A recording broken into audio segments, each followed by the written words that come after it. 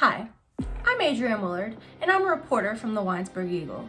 Today, I'm here to address some of the allegations and rumors surrounding the mysterious death of Jesse Bentley. While searching through his house, we have found some peculiar things, such as these tapes.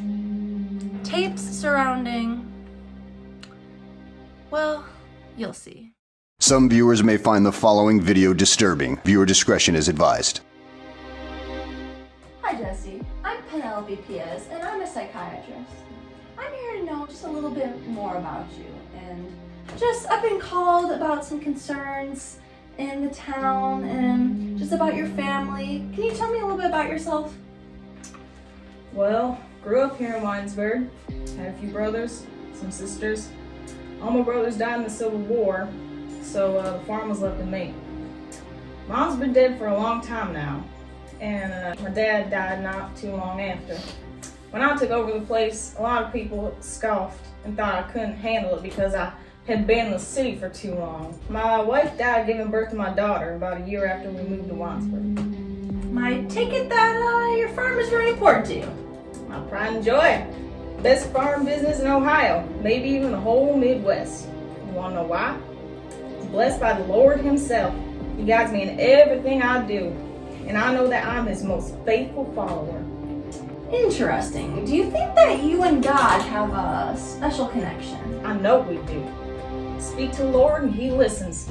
I've devoted my whole life to him. In return, he's given me everything I have. So do you think anybody else has that special relationship that you have with God? No one worships God like I do. You wanna know why? They're sinners, full of sin. So blinded by selfish desires, never in their wildest dreams could they ever be worthy enough to connect with the Lord like I do. Well, I see. So you believe yourself to be above everyone else? Well, obviously, if God chose me and guided me personally, what else am I to believe? God is never wrong. It seems we have run out of time right now. I'll see you next week at some time. I'll let you know. Based off of my notes in my first encounter with Jesse, I would diagnose him with narcissistic personality disorder. He is very egocentric and overly confident, I would say, in his abilities with his farm and his special relationship with God. I will be furthering into it though, however. Hi, I'd like to ask you a few questions. Is that all right? I'm not allowed to talk to strangers, but okay. Wonderful. Okay, let's start off with what's your name? My name is Tammy. Well, is it true that your father has recently gone missing? When was the last time you saw him? Would you know anything about where he could be? Last time I saw him, he was hanging around outside the new Willard house, talking to some men. I think one of them was that cranky old man who owns all the farms. Huh. Did you see what they were talking about or hear what they were talking about? My father is going on about how he doesn't believe in God and all that, like he always does. Interesting. Well, thank you for taking the time to talk to me today, Tandy. I hope that they find your father unharmed. Now, that interview was from 20 years ago. Tom Hardy has since been found. However, it was just his body. He was murdered.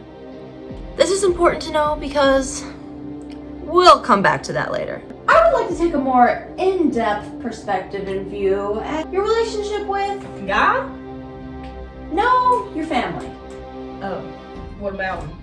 So, you have a daughter, right? How's your guys' relationship? Rarely see her, barely know her. Her son David moved to the farm with us a few months ago. Nice young man, and enjoys doing all the farm work.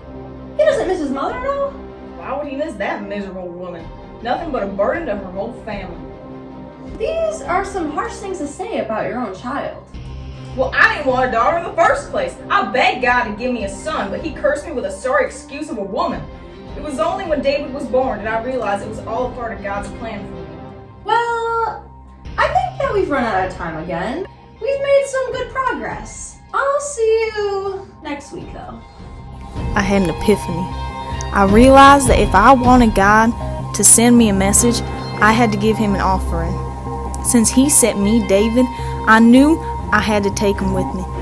David and I went into the woods, carrying our offering, a lamb. I started to gather the sticks for a fire when I realized I needed to put the blood of the lamb on David's head. I took out my knife, and David started running. I chased after him. I needed him to see the Lord and appeal to him as I have. The next thing I knew, he had thrown a rock at my head, and I was on the ground, bleeding. That was the last time I saw him. Based off my recent encounter with Jesse, I have concluded from my notes that he might have bipolar disorder. I'm saying this based off of his manic episodes, with his own grandson in the forest, and his depressive states in which he feels disconnected with God. Hello, miss. I am terribly sorry to disturb you, but I just have a few questions I'd like to ask you. Listen, I'm very busy. I don't have time. No, please. It's just a few questions. Fine, ask away. Okay. Is it true that a certain reverend by the name of Curtis Hartman has gone missing? Yes. Some folks in town were saying that there's a rumor about you two, and I just... Are you accusing me of something? No. I was just... have you had more of a friendly relationship with Reverend? How dare you? No, please. Listen, your time is up. The town has been in quite a state since Reverend Hartman went missing. Did you happen to know him well? That man is a sinner. You don't know the things I know about him, lady. It was not my intention to startle you. We should discuss your evident anger issues. Anger issues? You tend to have quite a quick temper. We need to find some healthy coping ways to deal with your anger. What usually sets off your temper? People. And how do these people make you angry? They're dirty, impure. They're not fit to live on God's earth. They do evil things, and they deserve to be punished. How exactly should they be punished? Death. I'm sorry, Mr. Bentley, but I just remembered I have a meeting to attend, and so unfortunately we have to cut this meeting close. Have a good day. I have discovered and concluded that he might be a sociopath.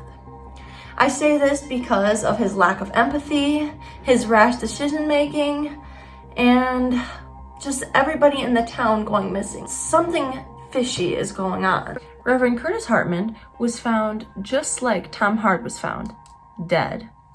His body seemed to have been strangled and stabbed. Both of these bodies were found inside of a creek outside of Winesburg. Now, back to the tapes. Okay, Jesse, I hope you thought about the coping mechanisms to help with your anger issues that we talked about last session. We're going to be talking about something a little more serious, Mr. Bentley. I'm becoming very alarmed with your comments you've been making concerning your views on other people. This whole godly complex you have is going to be very unhealthy, Mr. Bentley. You cannot view everyone as disposable things that should just be killed off because you don't see them as holy. Just like the rest of them. You think I'm crazy. No. I'm just trying to help. Liar. You're just as sinful as everyone else. No, let's just calm down. You're a dirty sinner. No, Mr. Bentley, you can't just write everyone off as a sinner. That's exactly what they said too before you what? That's none of your business. Both Tom Hart and Reverend Hartman have disappeared. They were seen with an old man before they went missing. What are you on about? Did Tom Hart and Reverend Hartman really go missing? Or did something happen to them? Something bad? They were sinners, Dr. P.S. They were sinners. Just like you. No, Mr. Bentley, let's... Forgive me, Lord, for I have sinned. Now, as I'm sure as you all have already figured out, Jesse Bentley was behind the murders of Tom Hart, Reverend Curtis Hartman, and his own psychiatrist. Before all these tapes were released and found, all three had been gone missing or ran out of town. A few days after the last tape, Jesse Bentley was found drowned in the creek where the bodies were later found. After a brief investigation, it was labeled as a suicide. No one has gone near the Bentley farms in years of fears of Jesse's tactics and spirit that is said to listlessly wander the land.